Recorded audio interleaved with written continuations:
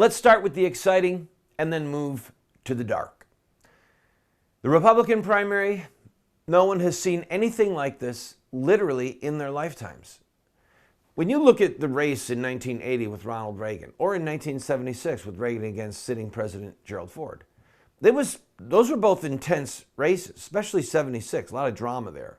1980, when it became clear that Reagan was going to win the nomination, boy, the secular media, the liberal media, the left wing, they started to come unhinged against that beloved president. Those were intense and exciting races. There have been some exciting spots in races since then. But on the Republican side, no one has seen anything like this in their entire lives.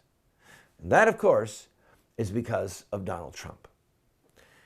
Now, what Donald Trump has brought to the table is the ability to speak freely against the Republican establishment and against the media. Those two things have been so central to the wildfire that is spreading around the country regarding contempt for the establishment and contempt for the media. Right now, the polling shows this: 27 points for Trump in Iowa, 22 for Ted Cruz, 15 for Marco Rubio, and then Ben Carson coming in at around 10 points. The national polls almost make it seem inevitable right now that Trump is going to win the nomination.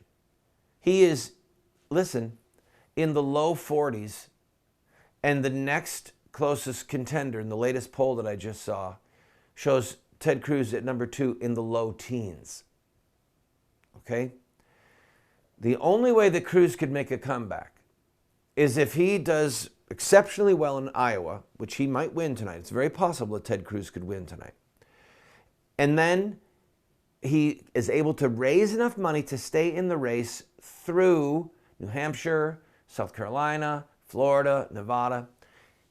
And if others like Jeb Bush, Marco Rubio, Ben Carson, if they begin to drop out of the race, then if some of those voters coalesce around Cruz to become the anti-Trump candidate, then and only then could Ted Cruz make a comeback to the point where he could either win the nomination or stay in the process with Trump long enough to keep either of them from having enough delegates when they get to the convention, and it would have to be a brokered convention. Now, please forgive me, I'm way ahead of myself. We have a lot of primaries that are going to take place, and it is going to be a very intense season. But this is something that you've got to remember. Money. Money. If these candidates cannot raise money to pay their staffs, to travel, and to get out literature and to put television and radio ads on the air, they become non-contenders almost instantly.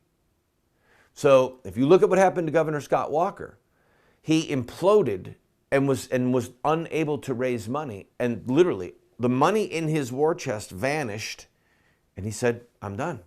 I can't be viable. If I can't raise money and maintain this staff and maintain this momentum and this infrastructure, I can't win the primary. And he pulled out. So again, having said this repeatedly, what makes Trump such a threat to all other comers is his almost bottomless pockets. He can self-fund this. He can self-fund more than all the other Republican candidates combined if he wants to. Which takes us to Hillary. Hillary Clinton is in a world of hurt right now. We're going to talk about it when we come back, and we will discuss Trump versus Hillary or Cruz versus Hillary just for the fun of it, or the Attorney General of the United States, the people of the United States versus Hillary Clinton. That's got a nice ring to it. That's how criminal charges are brought. The people of the United States of America versus Hillary Clinton. Hillary for prison.